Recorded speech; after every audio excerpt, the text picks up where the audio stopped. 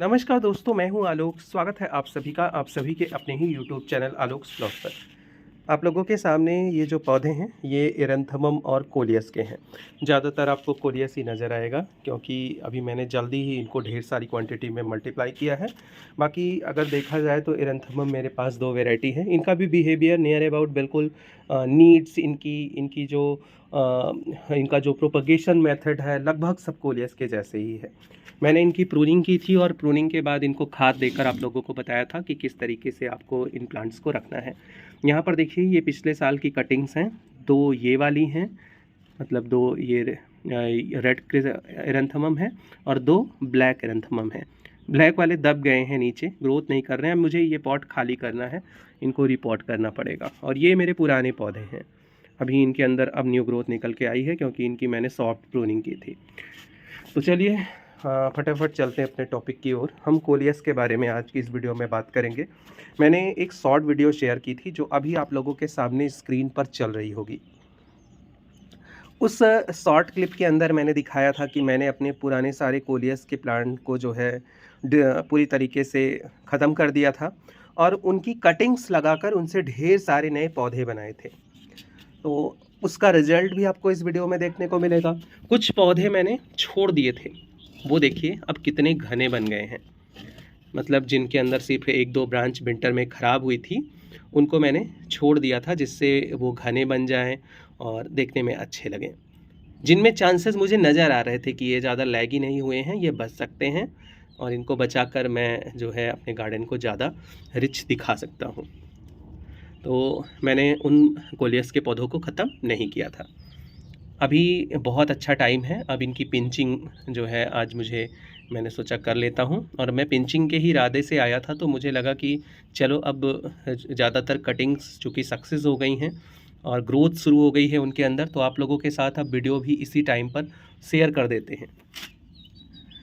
तो एक एक करके आप लोगों को दिखाते हैं। ये इसमें सिर्फ एक ही वैरायटी की सारी कटिंग्स लगी हुई हैं और सबकी सब ये सक्सेस हो गई। इसमें मेरी एक भी कटिंग नहीं ख़राब हुई।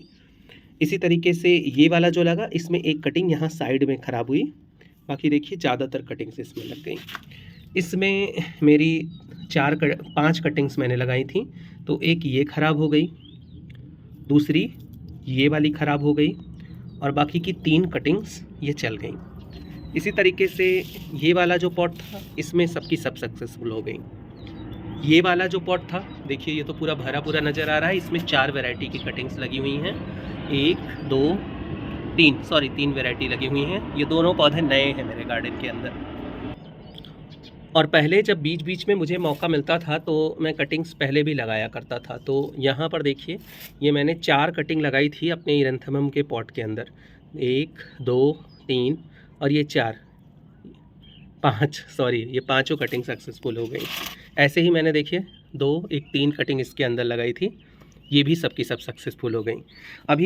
अब इन कटिंग्स को जो है पिंचिंग करने का समय आ गया है। एक बार पिंचिंग कर देता हूँ और उसके बाद एक दिन पूरा लगना पड़ेगा इनके पीछे। मतलब जो गार्डन वर्क का पूरा दिन है वो इनको देना पड़ेगा इनकी रिपोर्टिंग में।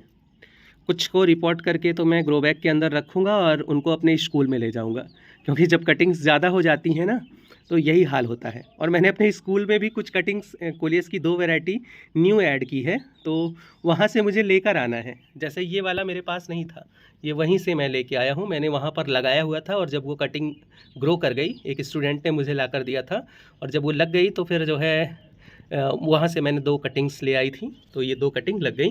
और इस बार तो मैंने सीधे वहीं प्रोपगेट कर दिया कि लग जाएगी अगर तो सीधा प्लांट लेके चलूँगा, कटिंग क्या ले चलूँ।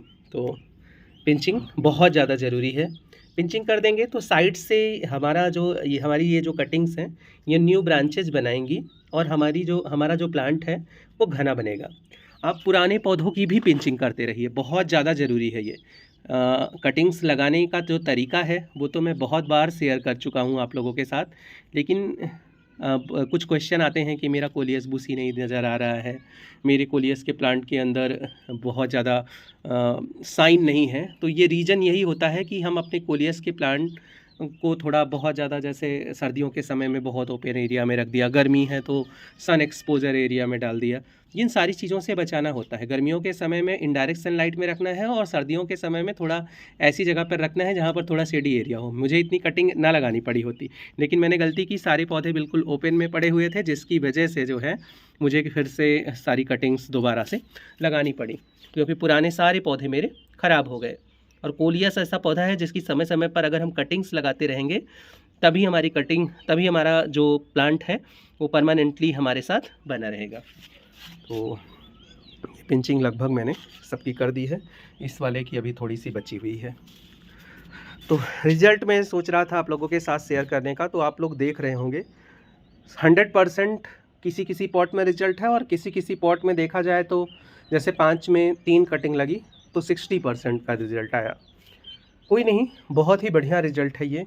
इतने सारे पौधे हो गए कि अब मुझे समझ नहीं आ रहा है कि इनको फेंकूँ या रखूँ या फिर किसको दूँ। कुछ मैं लगाऊंगा, ज़्यादातर मैं लगाऊंगा, एक एक के दो दो पॉट में रखने का सोच रहा हूँ। जैसे अभी मेरे पास एक ये वैरायटी है, एक ये है और एक ये है। इनका मैं एक एक पॉट और लगाऊंगा, बाकी सारी वैरायटीज़ का भी एक एक पॉट और रखूँगा। बाकी मैं सब इधर उधर करके दे लेके काम ख़त्म करूँगा, क्योंकि इतने सारे पौधे रखने के बाद अगर जितने पॉट रख लो फिर उतना ज़्यादा पानी लगना है, उतना ज़्यादा केयर करनी है, तो उन सारी चीज़ों से बचना है मुझे, इतना ज़्यादा मुझे हेडेक नहीं लेना है। बाकी मैंने आप लोगों को बता दिया, मिट्टी को हमेशा भिगो कर रखिए, नमी हमेशा कोलियस में बरकरार रहे। कोलियस है, एरेंथमम है, कोई भी पौधा है, गर्मी में अगर नमी बना कर रखिए। हाँ, ओवर वाटरिंग नहीं होनी चाहिए, ये नहीं कह रहा हूँ कि ओवर वाटरिंग कर दीजिए, नमी हमेशा बना कर रखिए, पिंचिंग करते रहिए और हर 10 दिन के अंतराल पर लिक्विड फर्टिलाइज़र दीजिए। देखिए कितना गजब का रिजल्ट निकल के आता है, आप भी कहेंगे कि किसी ने कोई टिप्स दी थी।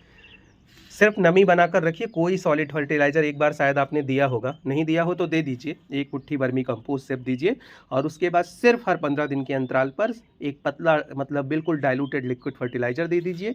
पिंचिंग करते रहिए और नमी बनाकर रखिए। और मैंने धूप के बारे में बता ही दिया कि सन एक्सपोजर एरिया में मत रखिएगा, इनडायरेक्ट सनलाइट में रखिएगा, बहुत बढ़िया करेगा कोलियस। और इस तरीके से आप भी कटिंग्स लगा लीजिए, आप भी ढेर सारे नए पौधे इनके बना लीजिए। इस वीडियो को यहीं पर एंड करते हैं, मिलते हैं आप लोगों से किसी नई वीडियो में, तब तक के लिए bye bye and take care.